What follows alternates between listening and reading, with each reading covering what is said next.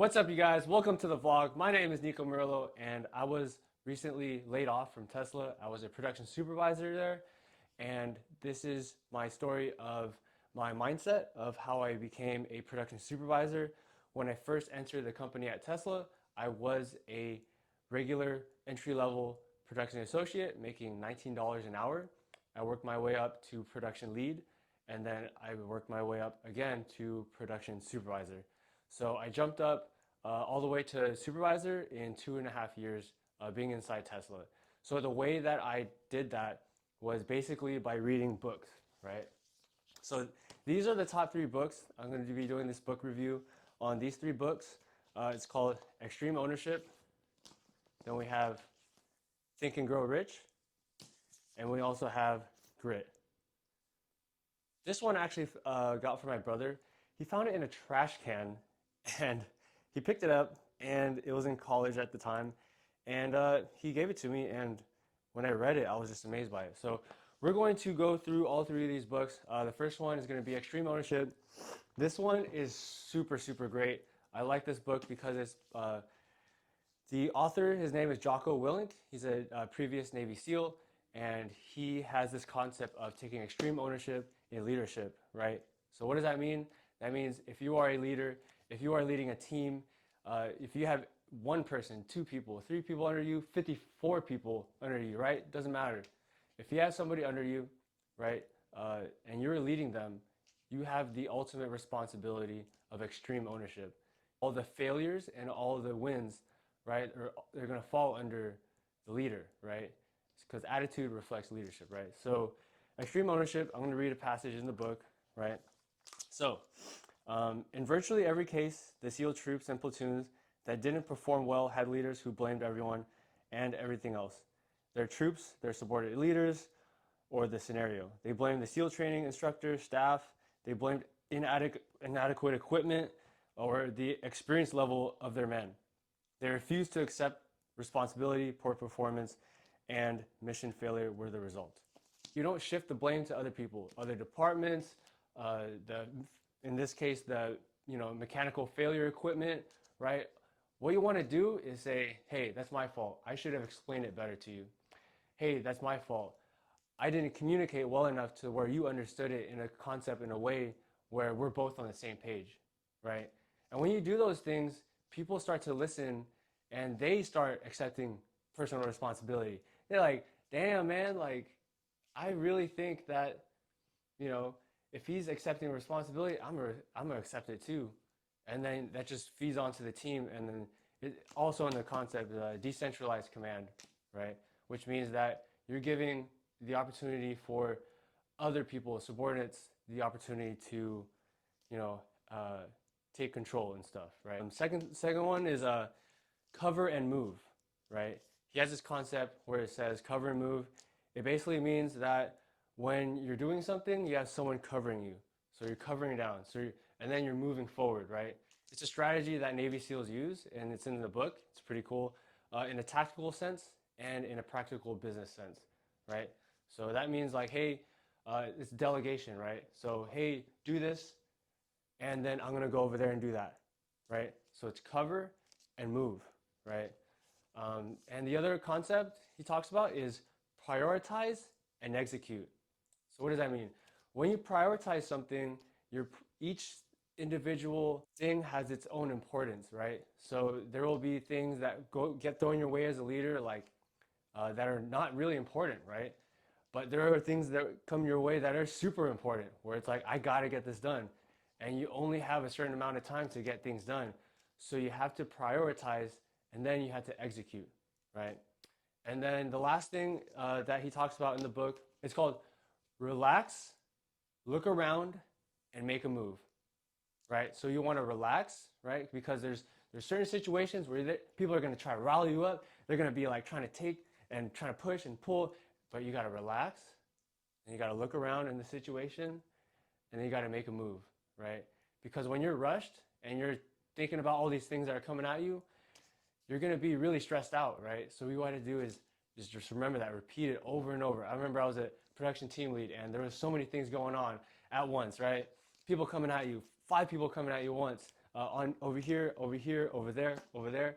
But you gotta relax, look around, and then you gotta make a move, right? You gotta be like, you go that way, you go this way, and I'm gonna go over there, right? You want to make smooth and controlled movements, right? So this book really taught me how to become a real effective leader.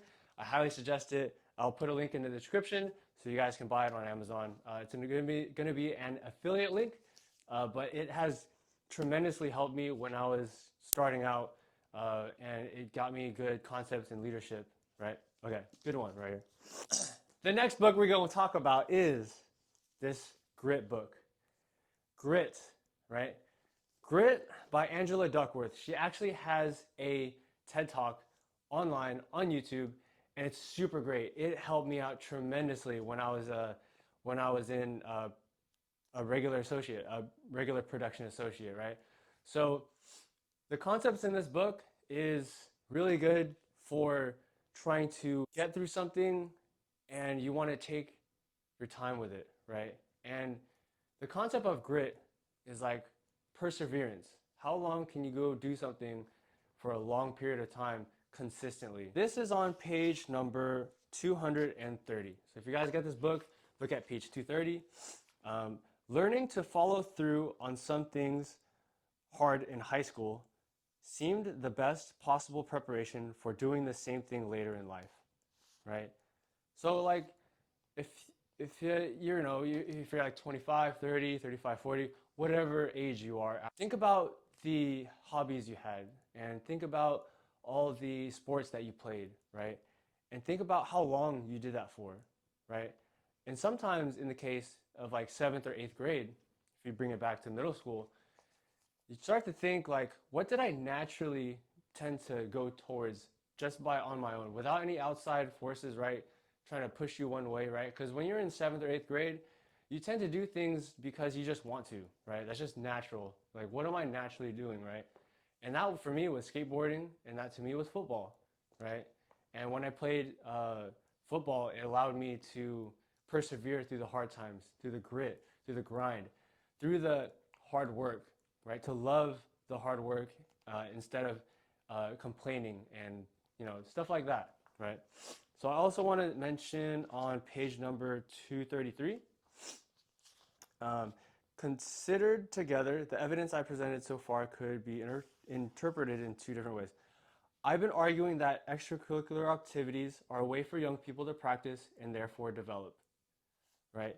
So passion and perseverance for long-term goals, but it's also possible that following through with extracurriculars is something only gritty people do, right? So that goes with a sense like for me it was skateboarding and football, right? And I did skateboarding for like 7 years, and I played football for about 5 years, right? So the last one I want to say on this one for grit is going to be page 235. What we have tended to find is that all that energy, drive, and commitment, all that grit that was developed through athletics can almost always be transferred to something else, right? So extracurricular activities, and they talk about it, even Harvard, like when they look at people's applications to go into Harvard, they look at extracurricular activities, right? What are they doing to persevere? What intangibles can they find that, hey, this person stuck through photography for 7 years. This person stuck through skateboarding for 7 years. Whatever it is, it may be, right? Try to look back and reflect in your life and see what you have done to project grit, right? Grit and perseverance, highly recommend. Link in description. It is an affiliate link, so I will get a small commission off of it, but I really highly suggest it. Grit by Angela Duckworth. If you're too lazy to read, hey man, sometimes I am too. Just watch the TED Talk. Guarantee you, your life will change. All right, the last book we're gonna do is called Think and Grow Rich. This book has changed my life. And this one, I don't know where you can get it. I'm gonna link this in the description for you guys. And this is gold, literally, right? So this book is about money. What exactly do I want? when do I want it? And what am I going to do to get there, right? This book changed my life. I read it when I was a production associate. I was on the line and I wanted to get my first $20,000. I was like, how do I get to 20K? Because I read chapter 2. We'll get onto it soon.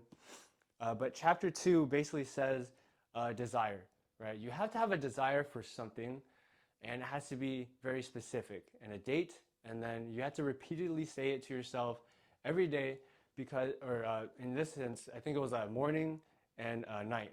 So it says once when you arise, and once before you sleep, right? And I'll read the passage. We're going to go on to page number 26.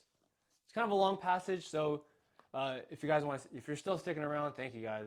But this changed my life when I first started at Tesla, and it opened my eyes to new opportunities. First, fixing your mind the exact amount of money you desire. It is not sufficient merely to say, I want plenty of money. By definite as to the amount, there is a psychological reason for definitiveness, which will be described in a subsequent chapter. Second, determine exactly what you intend to give in return for the money you desire.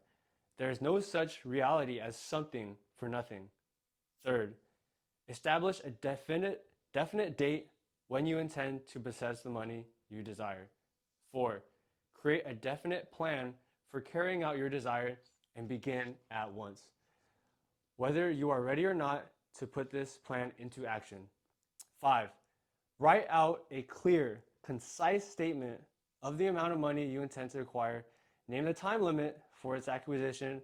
State what you intend to give in return for the money, and describe clearly the plan through which you intend to accumulate it. 6, read your written statement aloud twice daily, once just before retiring at night and once after arising in the morning.